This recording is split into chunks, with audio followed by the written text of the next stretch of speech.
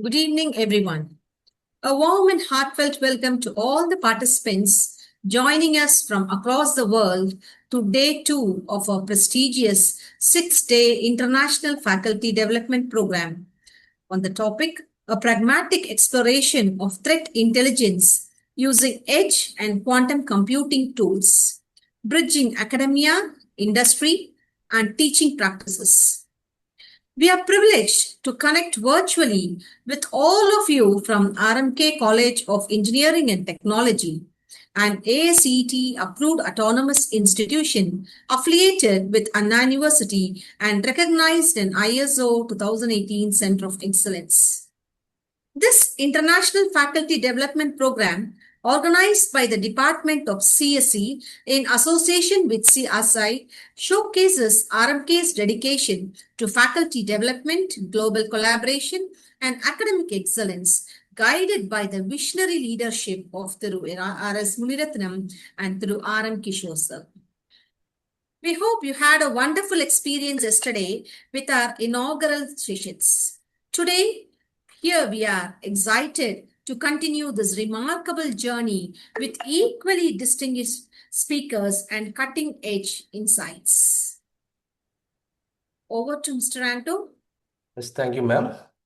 So, as we are in the day two, so we shall witness how the edge computing architectures and the advanced computational tools are going to reshape the landscape of threat intelligence.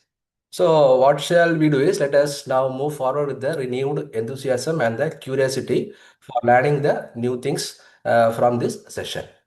And now we are commencing the session one of the day two.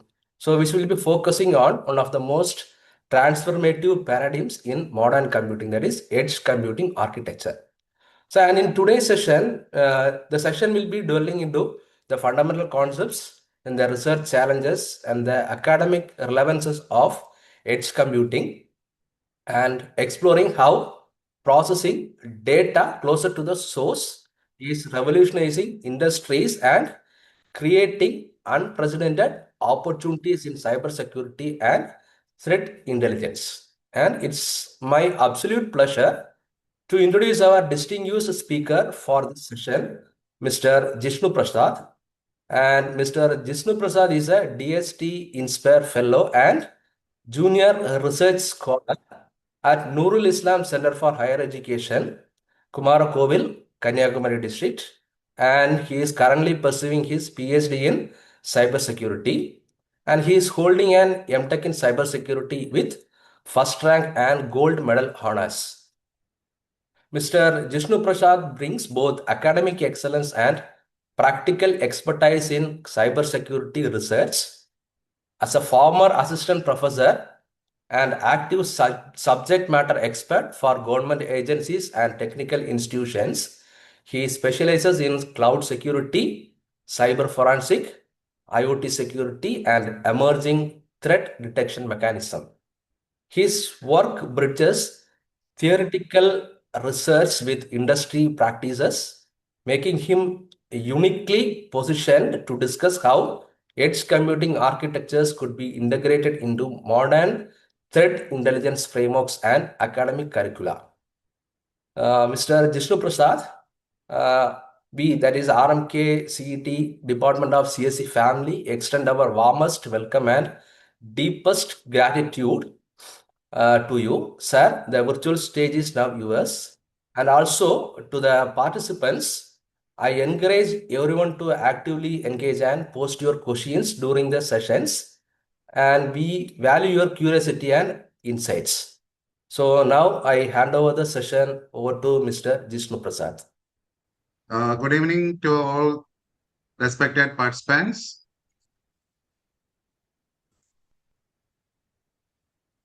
Good evening to all the respected participants. I'm very happy to welcome you to today's Faculty Development Program section.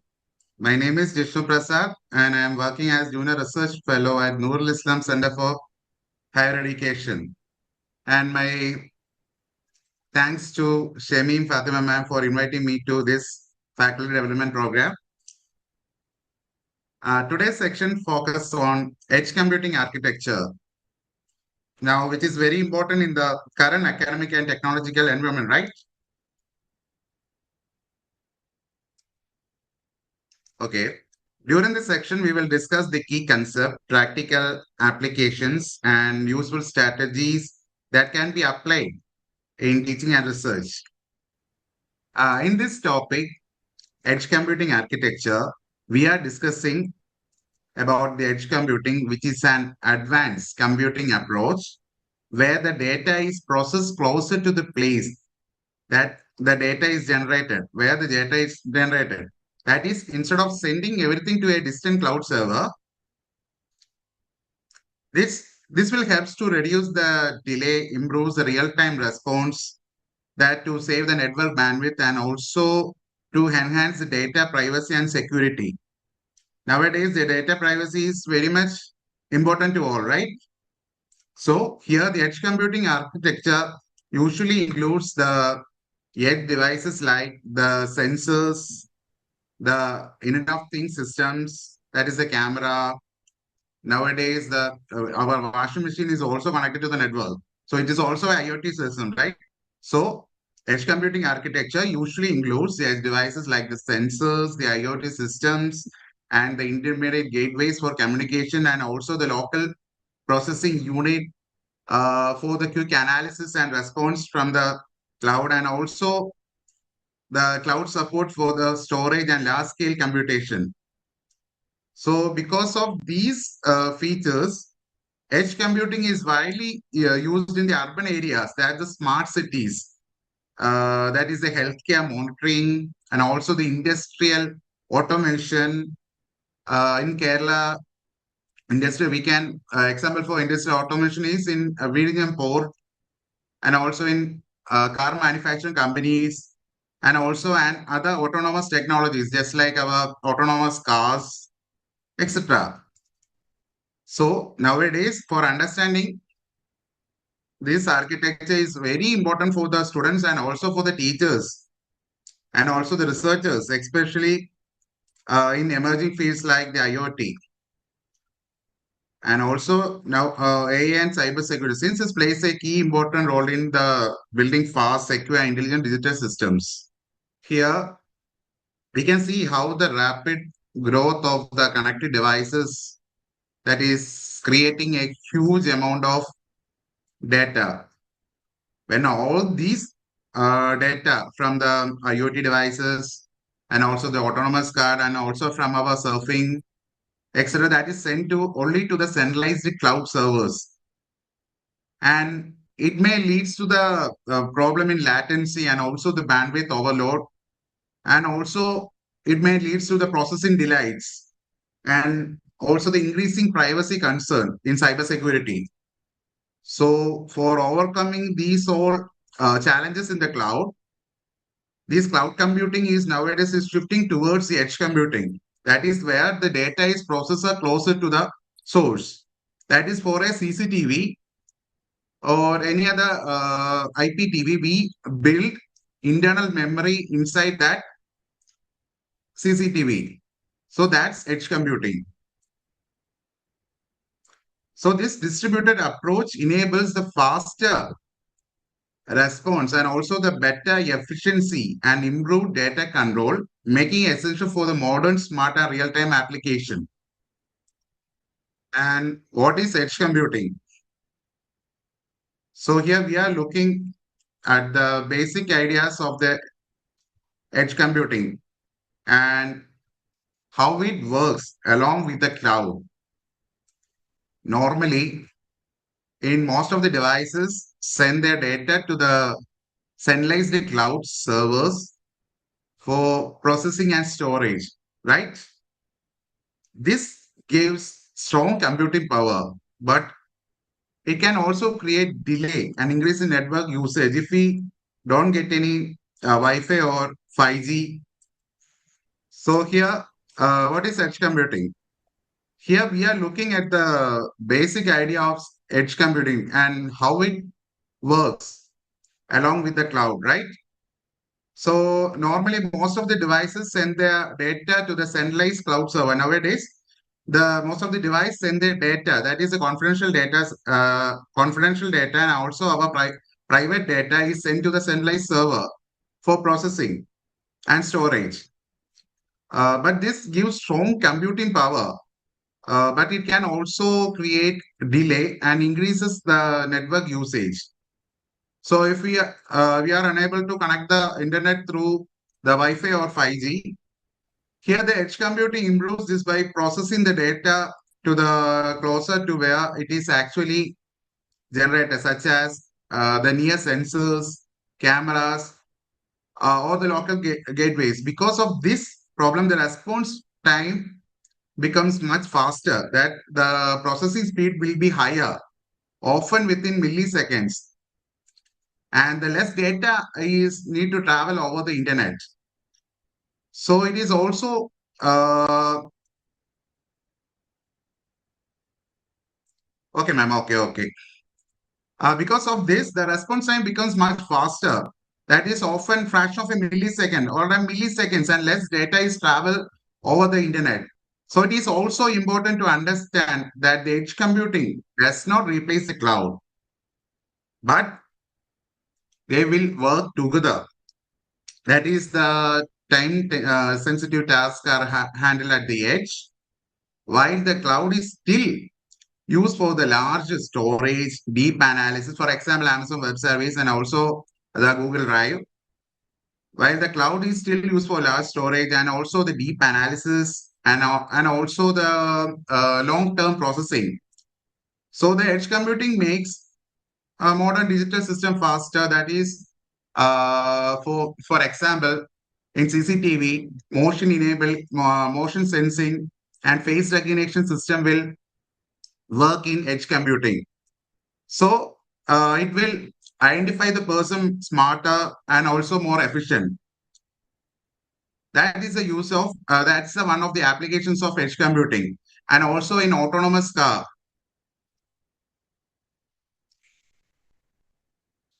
These are the three drivers. That is first one in edge computing. These are the three drivers in edge computing. That is first one is the latency. The second one is the privacy. And the third one is the bandwidth. That is the three main reasons why edge computing is becoming more necessary today.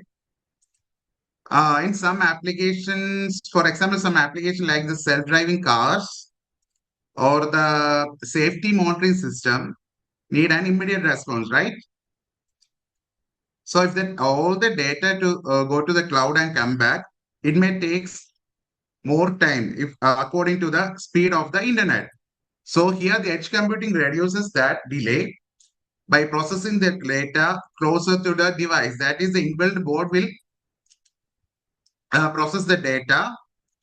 So the second reason is privacy. That is, the many devices collect sensitive data from the critical infrastructure system and also from our private photos, for example, our private photos and also our recognition system, our biometrics.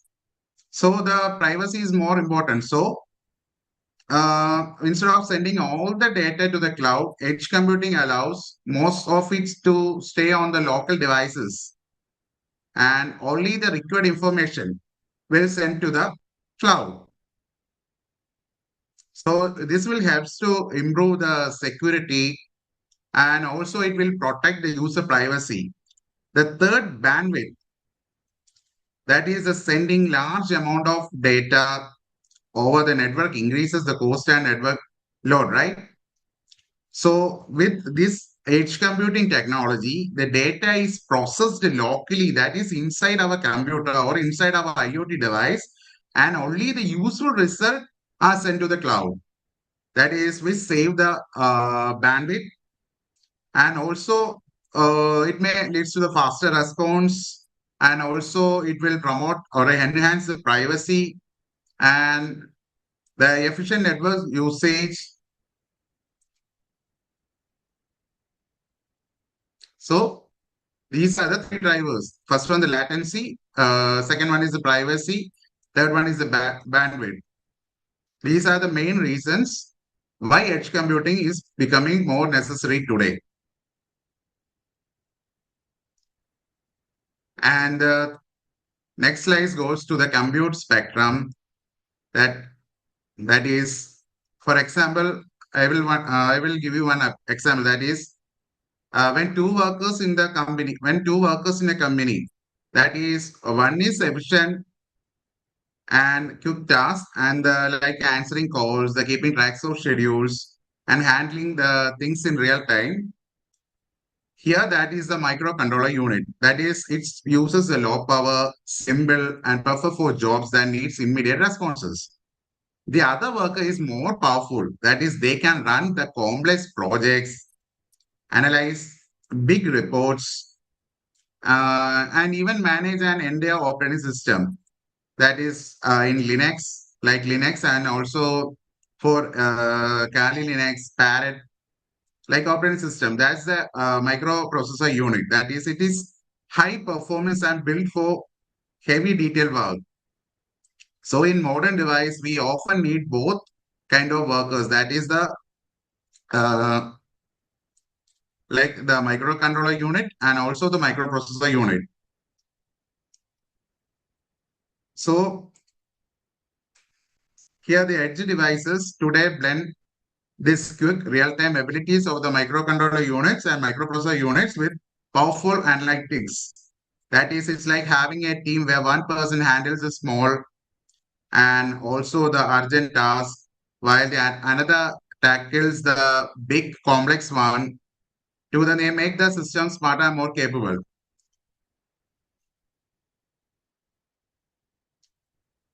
And the next slide goes to the heterogeneous computing. That is it. We are that is just means the system is using different type of processor to the. That is not only for one processor. Each processor has its own small job. That is, some processor handle the main operating system and their applications, and some other processor will take care of the sensor data and the real-time work. And this MPU, this processor will used for the graphics, video, and heavy calculations. So instead of one processor doing everything slowly, here the work is shared between many specialized processor. That is the CPU, MCU, and NPU. Because of this dividing and sharing the works to these three processors, the system becomes very faster, and also it uses less power, and also the performance becomes much better and smoother. So here the teamwork on a single chip inside this processor will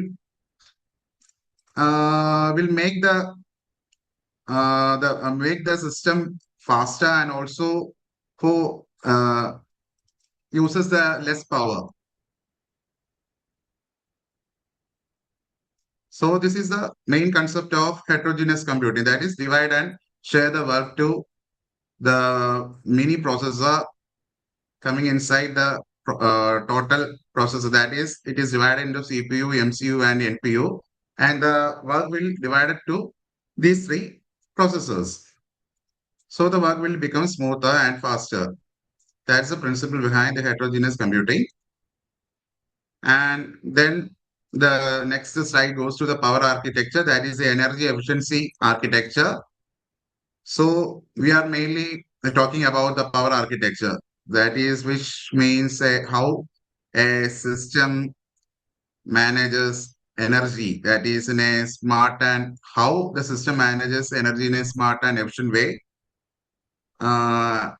Unlike the old processor, the modern processor do not use full power all the time, because it contains the AI enabled processor. So they will divide the chip into small power sections, and each sections can be controlled separately.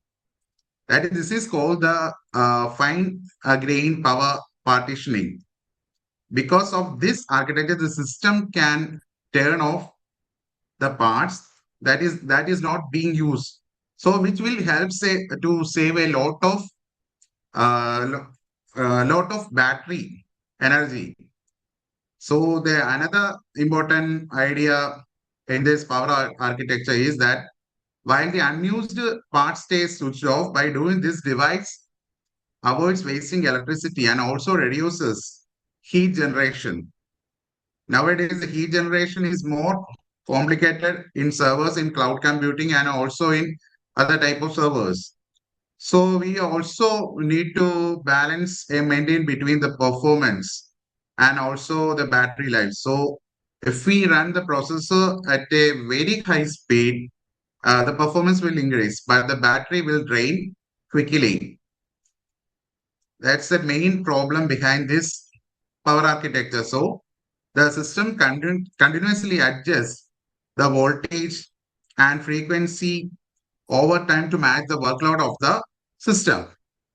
So this method is known as the dynamic voltage and frequency scaling, and it also helps the device to run efficiently without the unnecessary power loss.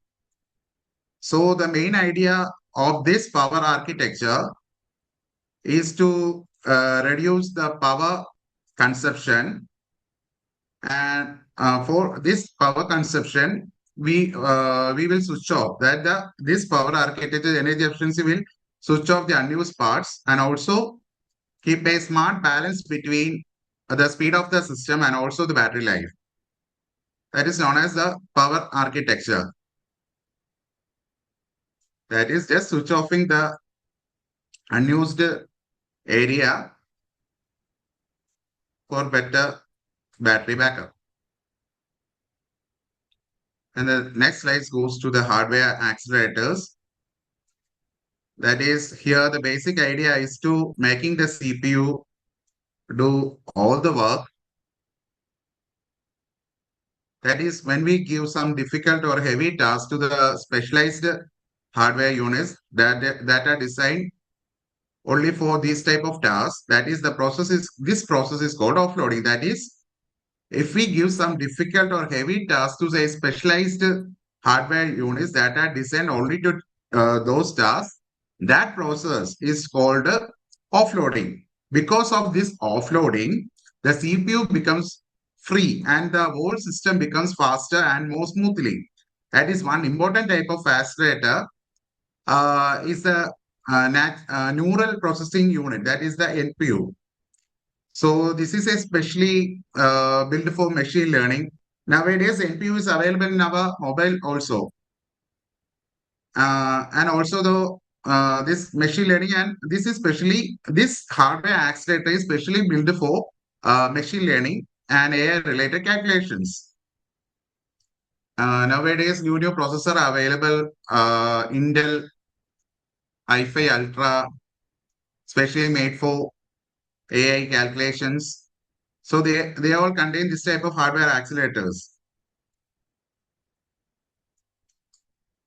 That is, the AI computations involves a lot of repeated mathematical operations. That is, the NPU will handle them much faster with less power than a normal CPU. Here, the another example is the cryptographic accelerator that is used for the security operations like encryption, decryption, and also the secure key handling. By using this type of dedicated hardware for security, the system becomes both faster and safer. That is the most important benefit of all these accelerators is better performance. That is better performance per watt. That is, we get more speed by using less power, which is very important for the devices like the smartphones and also the weighted laptops and embedded systems and now the edge devices. So by using this type of special hardware for special tasks, it will reduce the load on the CPU and it will improve the speed and save energy at the same time. This is the main usage of the hardware accelerator.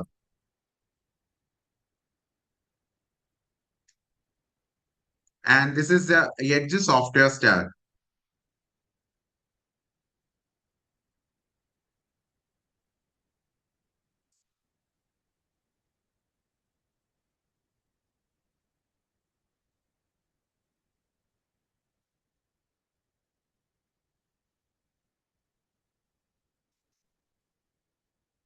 So let's break down what's happening in this chart. It is basically the story of how a hardware and software team at the edge computing. That is here at the bottom. We have got the actual devices, that is the chips, sensors, and boards. That's the physical stuff, everything else depends upon. And in the next stage, it contains the drivers and the BSP. That is, then we need to connect the hardware to the software. That is where drivers and boards supports packages come in. That is, it will act like a bridge between the two worlds. That is from the hardware to the operating system. And then the operating system here on the top, that is the operating system. And after the hardware and the drivers, here is the operating system. If you need speed and real-time responses, we can use an RTOS, that is the real-time operating system. So if you want more features and flexibility, we can use the Linux. And then the middleware comes. This is all about the protocols, that is protocols like MQ, TTO, COAP, and then devices talks to each other smoothly. In the topmost position, it is the application. That is, there are the services we actually run. That is often packaged in their containers like Docker. So they are very easily to deploy and scale. So from the bottom to top, hardware gives us the foundation drivers connected to the OS manager say.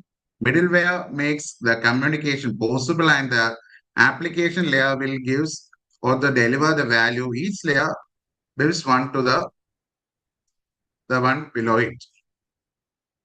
This is the edge software stack.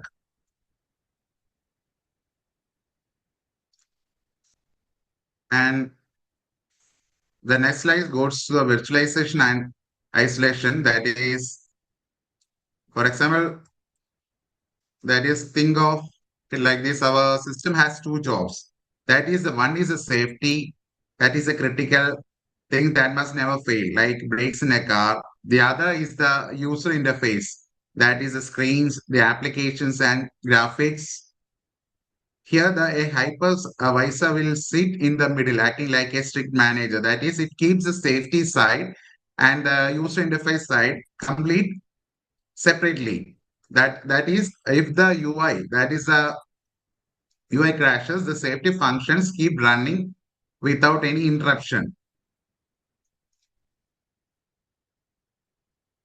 Hello, am I audible? Yes, sir. You are audible, sir. Okay, sir. Thanks. So here in the virtualization, we'll run both the system on the same hardware, and isolation makes sure a crash if one doesn't after the other. That is why it is important in cars. That is cars, planes, and factories. That is sudden.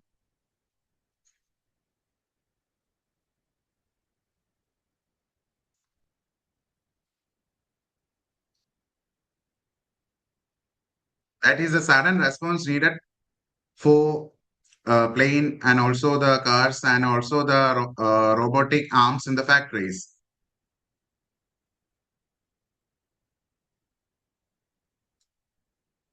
And the next slide goes to the edge middleware.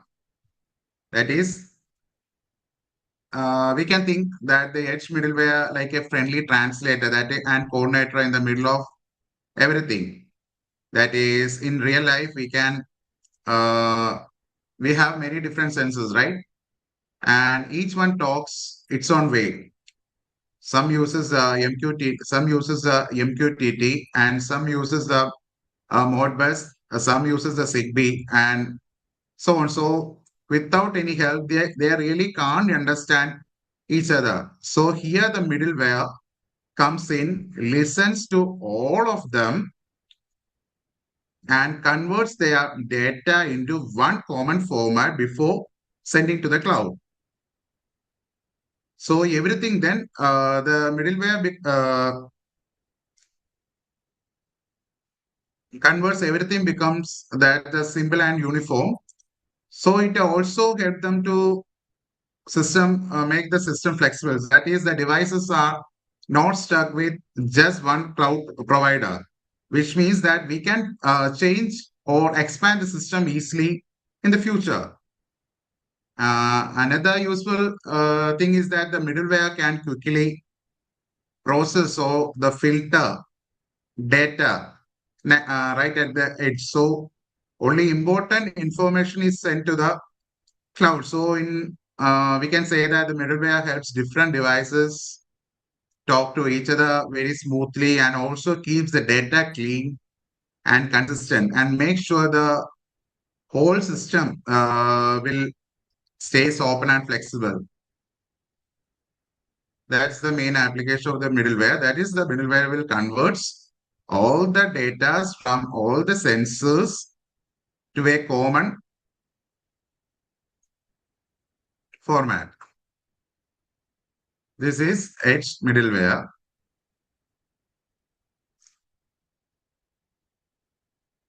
Next goes to the security paradox. That is, the edge devices like sensors, controllers are always usually placed outside in the real world, not in the safe room, right? That the edge devices is always inside the device. Edge computing devices will always stay inside the device. That is in cameras and also in our watches. Okay. So because of this, people can easily touch or tamper the edge computing devices. So they are more vulnerable according to the cybersecurity aspect. So we must protect the data in two moments while it is being sent somewhere and while it is stored inside the device. The security not just about adding updates so 5 hours later. That is, it should be planned before from the beginning itself. That is in both the hardware and the software. So the idea is very simple that the edge devices are the most exposed devices, but they also need the strongest protection to fulfill the CIA, that is the confidentiality, integrity, and availability of the edge computing device.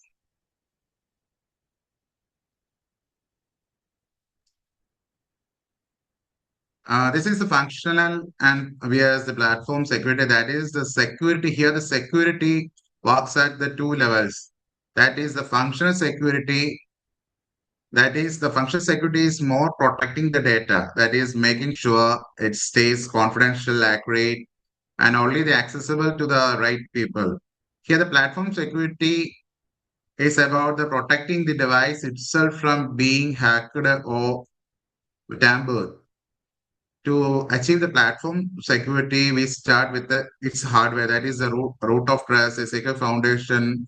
That is build a secure foundation for this physical device. And we can use a secure boot. That is which only allows the trusted software to start up. And also the operating system or the hypervisor will checks firmware with the digital signatures, and also the application validates the system software. This creates a chain of trust. That is, each stage verify the next from hardware all the way to the applications. Then only we can say that we can be confident the entire system is running securely.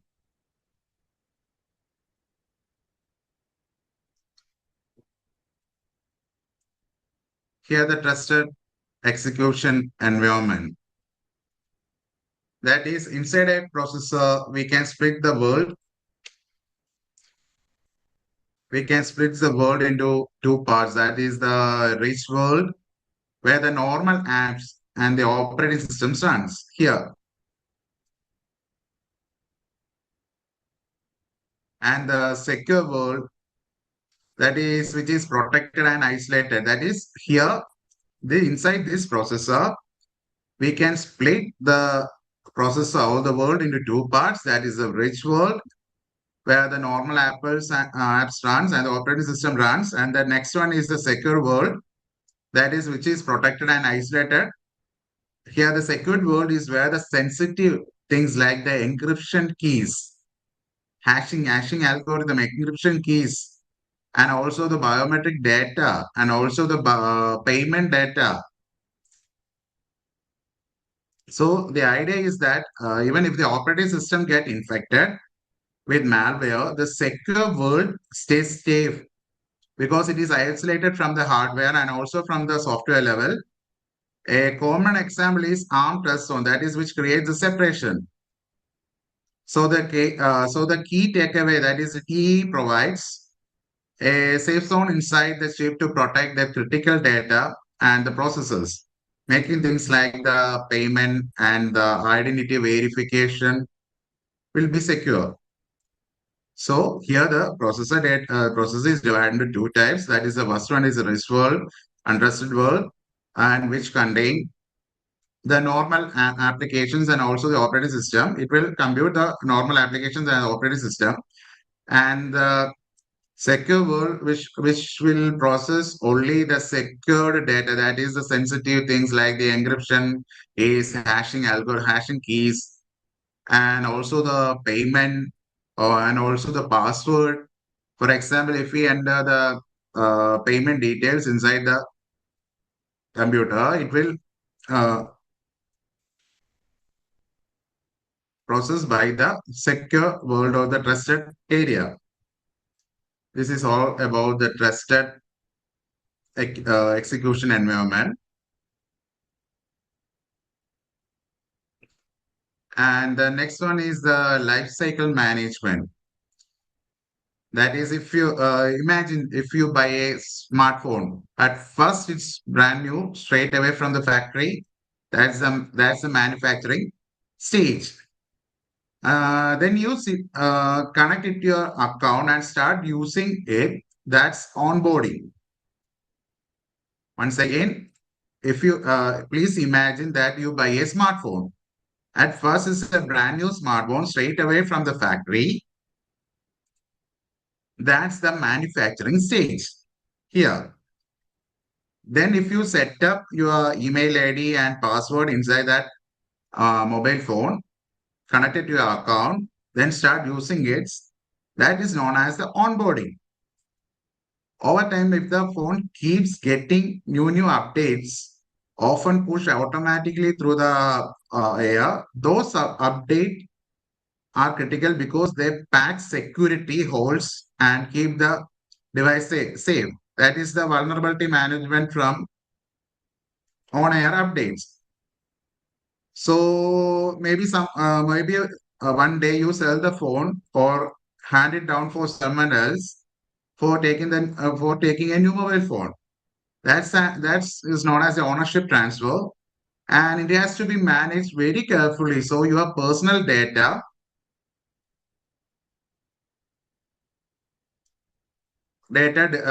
so your personal data will doesn't go with that mobile phone.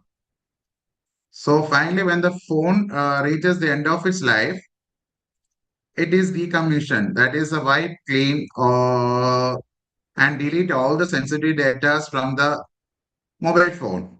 So the life cycle management is really talking about the care of a device from birth to the retirement or decommissioning, making sure it stays secure at every stage. That is from the manufacturing stage, then the onboarding stage, then the updates given by the company to patch out the vulnerability, then decommissioning state.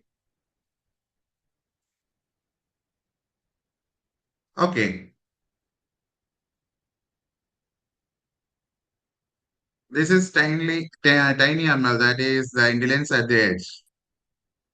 For example, think about your smartphone or the smart speaker at home, that is the Siri or Hey Alexa. Then that's when you say Hey Alexa, it wakes up immediately. That's not because it is not quickly send your voice or the voice recognition to the cloud. It's because the device itself recognize the wake word. That is the wake word. That is the Hey Alexa is the wake word. Wake up call for the device. It will automatically process inside the that device itself. That's tiny ML at work. And or the another example is imagine your smartwatch that it can detect your heartbeat and even warn you that is if something looks unusual, that is the your heartbeat is higher or lower. It doesn't need to send every beat to the cloud for processing. It processes it right there on your wrist itself. That is the watch will process your vulnerability in your heartbeat and it will warn you. Another example is that a washing machine that listen for a strange vibration. If something off, it alerts you the right away. That is the tiny ML doing anomaly detection in locally. That is the edge computing. It's in their processor itself, in the local processor itself, or the local server itself. It will compute and give you warning your heart, about your heart, and also some bad noises in your washing machine, etc. So here in every life, the tiny ML is what will make devices smart to think their own. So here the offline, without sending to the cloud, offline processing takes place.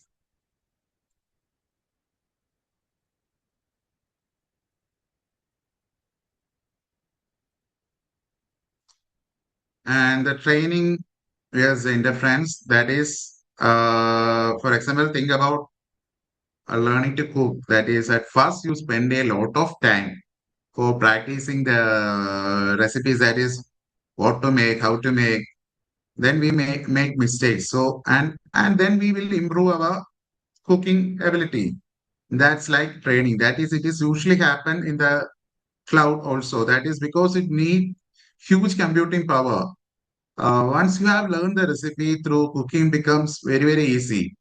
That is, you just follow the steps quickly and efficiently. That is the inference, and it happens on the device itself. So, like that, the cloud does the heavy lifting, building and training the model. The edge devices just runs the finished model, making all the uh, processing and give you a fast decisions. And with this type of techniques like optimization, the model is made smaller, so it fits on tiny devices. Something devices can even retain themselves a little, like learning from the local data, and that is known as federated learning. That is the initial stages. It will take too much time to process. After that, the decision will give you fastly.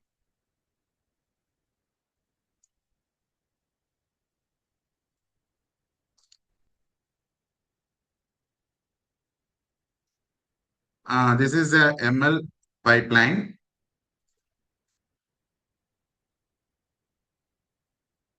It contains the capture, that is the data capture, the data from the cameras and sensors, then pre-process the data. Pre-process the data means the noise reduction, and then moves to the inference engine, that is the NPU classification, and then act, that is the local decision of the cloud alert. Uh, that is think of it like how we use our sensors, that our eyes, nose, tongue, etc. That is first we capture the data, just like our eyes and ears pick up the sights and sounds. Then the devices do this with the cameras and sensors, like our ear and eyes. Next, we pre-process that data. That is the kind of like how our brain filters our background noise, so we can focus on what matters. That is in machine. This means that the data, cleaning up the data. That is reducing the noise and preparing it. Then then comes the inference engine. That's the actual thinking part. That is the device processor. That is often with the AI hardware classifies or recognize the patterns like deciding. That is this here deciding means object identification. That is this is cat, this is fish, like that. that or the sound is unusual or the sound is usual. Finally, we act just like we respond. Then we hear our name. That is the system make a decision locally. That's locally or sends an alert to the cloud. So the pipeline is the capture, the clean, that is the pre-processing, then think, that is the inference engine, and also the act. That is like the same way that our human process our information, but here in the ML pipeline, it is done by the machines itself. This is ML pipeline.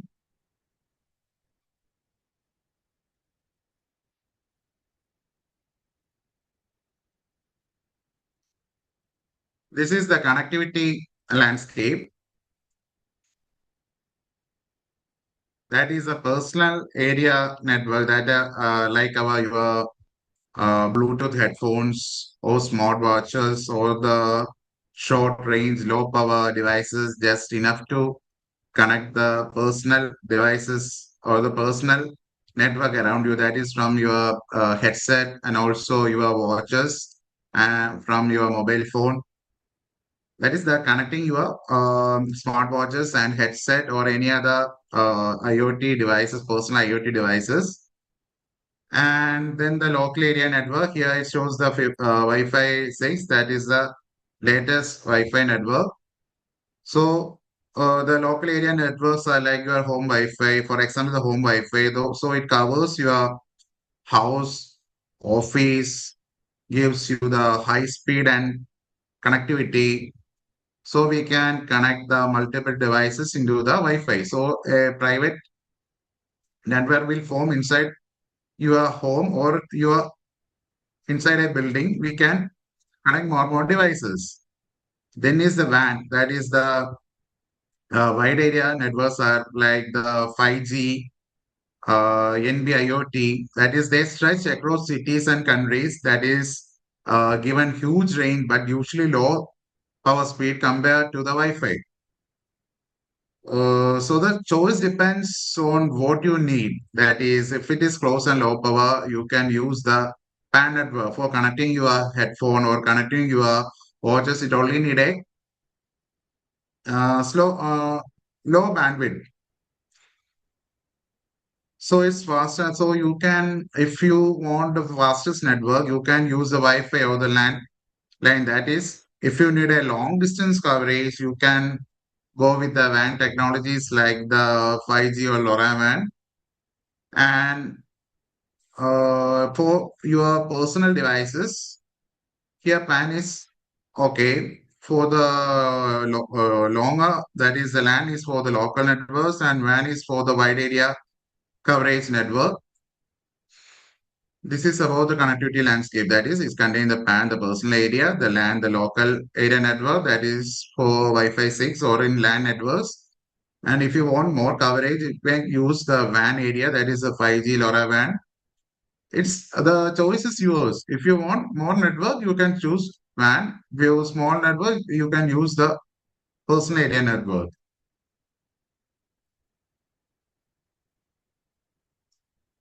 And next goes to the 5G industry. That is on our phones, 5G means the fast internet with no delay or no lag.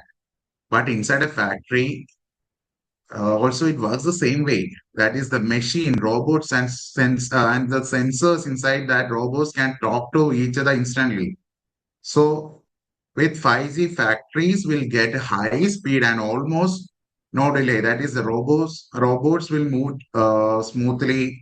That is, the robot will move smoothly, and also the vehicles will navigate safely. For example, Tesla car, and also the sensors share data in the right way, and it also connect the thousands of devices at once. That is known as a massive IoT. And with the private 5G network, factories stay secure while being fully connected. So the this 5G will make the factories faster, smarter, and safer. This type of 5G is almost used in ports and also in aeroplane. That is the aeroplane grounds. This type of 5G is mainly used for ultra high speed communication.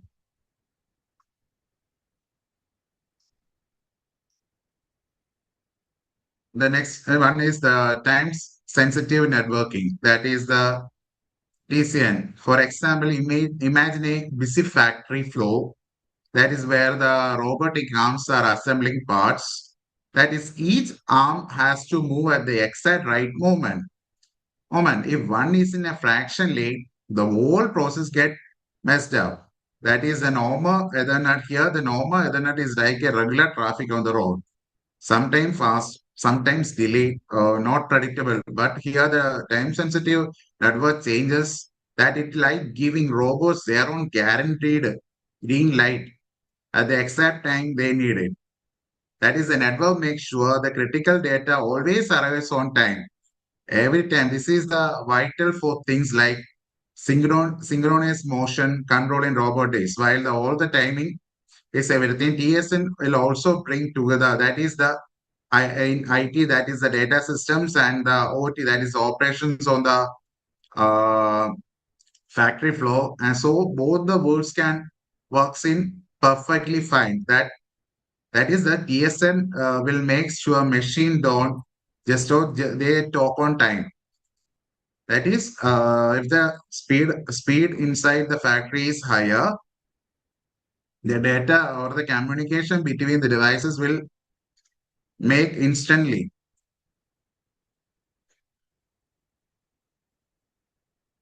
This is all about the edge computing architecture.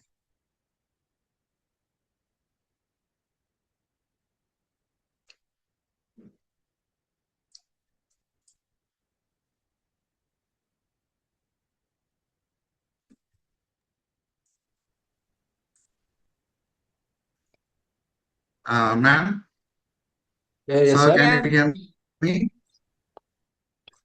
Is there any doubts? So, participants, if you have any doubts, you can ask by unmuting yourself, or else you can use the chat box for posting queries.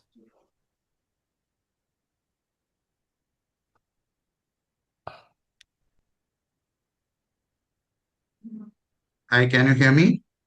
Yes, yes, sir. You're audible. Any doubts regarding to this edge computing? So, participants, if you have any doubts regarding to this edge computing, you can post your queries. Either you can ask directly or you can post your queries in the chat window. So, Mr. Jishnu Prasad is eager to answer your queries. So, it's a good opportunity to clear your doubts here.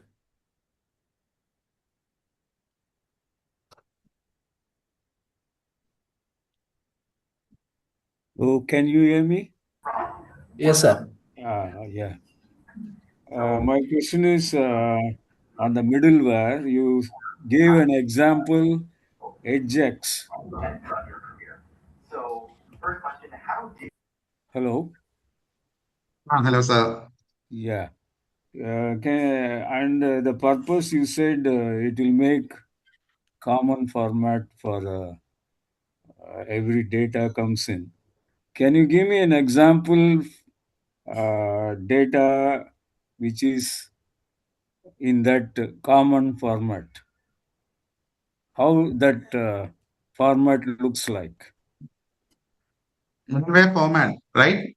Sir, in the ninth one, Ninth one, I don't understand. You gave sir, this middleware is the Edgex. middle layer.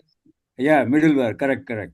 Ah, So you said the purpose is making in a common format. yes, sir. Yeah, yeah. Can you give me an example of the string or a data format? How it looks like? Um, Sir, in JSON, JavaScript object notation, JSON an XML format, JSON format. Because in that figure, three different inputs were there. Yes, from sensors, Correctly. cloud, Yeah, and how to gigs. make that into a common JSON or whatever you say. Yes, sir. It may use the XML, that is the XML markup language, and also the JSON file.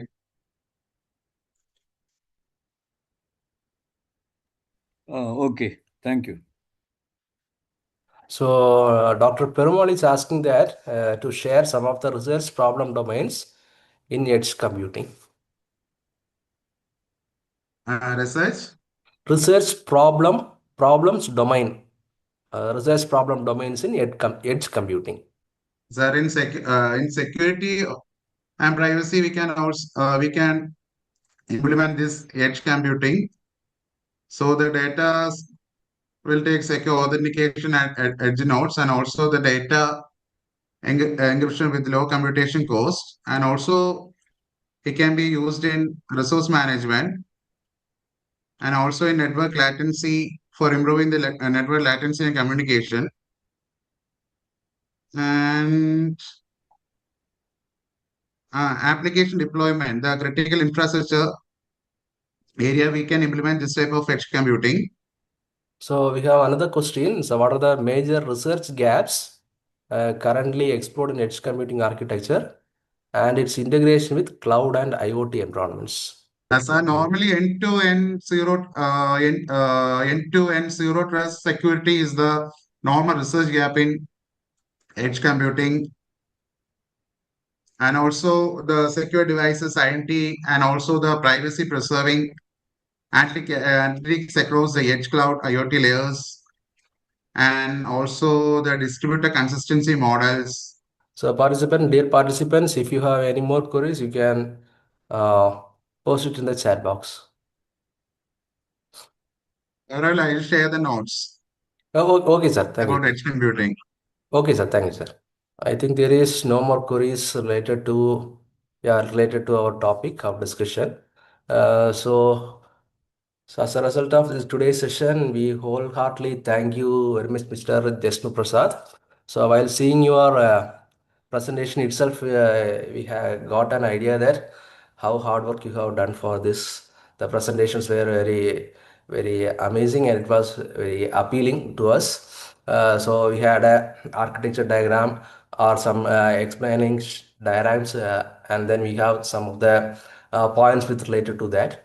So it's very appealing. So in this particular session, so I that is collectively we Department of CSE and CSI, thank you very much for that exceptional, insightful and the rigorous session which you have given on the edge computing architecture, the concepts, research challenges and academic relevances, and your exploration of how edge computing paradigms can be integrated into the framework has also been invaluable, and you gave a deep understanding of both the theoretical foundations and the practical challenges for this transformative technology.